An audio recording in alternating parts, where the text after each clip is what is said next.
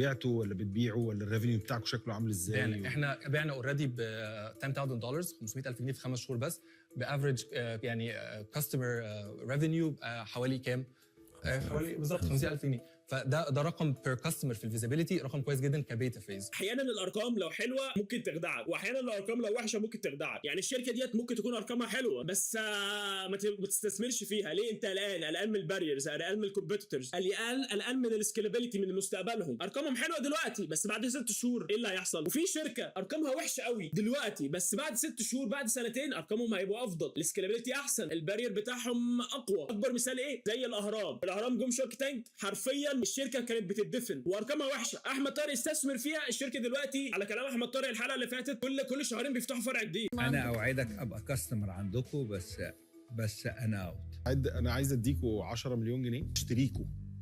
بال 10 مليون جنيه عايز اشتري 70% من الشركه. عايزهم يشتغلوا على مدينه نصر بس. تبقى الاي اي ترانسفورميشن بزنس يونت بتاعتنا.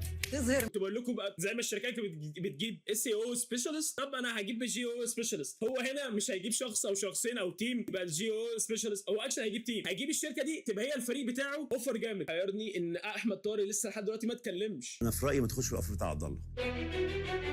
احمد طارق بدا. لا لا لا لا لا هقول لك معلش عماد الكهرب. والله العظيم دي فرصه. هقول لك اسمع ليه تخش في كلام بتاع عبد الله. حماده بيفرش لعبد الله. انت محتاج مالتي ديسيبلين عشان تعظم الديجيتال اس بتاعته. ما ينفعش تشتغل على حد واحد مهما كان كبير. اشتغلت على حد واحد مهما كان انا كبير. هشتغل مع عبد الله. انا مش متفق مع احمد طارق، هو بيقول هيزهق مع عبد الله. انتوا عارفين مدينه مصر ديت فيها كام قطاع؟ فيها قطاع تعليم، قطاع عقاري، قطاع رياضي، قطاع ثقافي. انتوا عارفين كم القطاعات اللي في شركه مدينه مصر؟ انتوا متخيلين؟ معلش خلاص هم عندهم اوفر بتاع عبد الله، انت عندك اوفر يا احمد. يا جماعه بجد ايمن بقاله كام حلقه خلقه ضيق. سيب احمد طارق يتكلم. بتشن مع وحوش ومع داخلين على اي جي اي وداخلين على صعبه جدا. الاي جي اي اللي هو بيقول عليه ده اللي هو الذكاء الاصطناعي العام، بس كان نفسي حماده يسيبه يقولوا الاوفر بتاعه بجد. 25% 8 مليون جنيه دي هتضر بحضرتك اكتر ما هتضر بظاهر. بمعنى ايه؟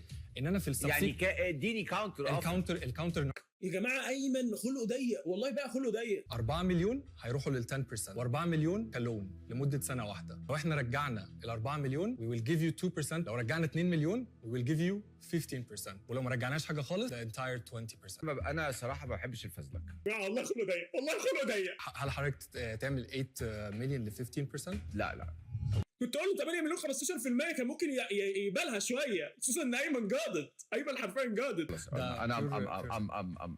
يعني دي حاجه ربنا يوفقكم يا رب. شكرا جدا، ويعني متحمسين ان احنا نشتغل مع حضراتكم.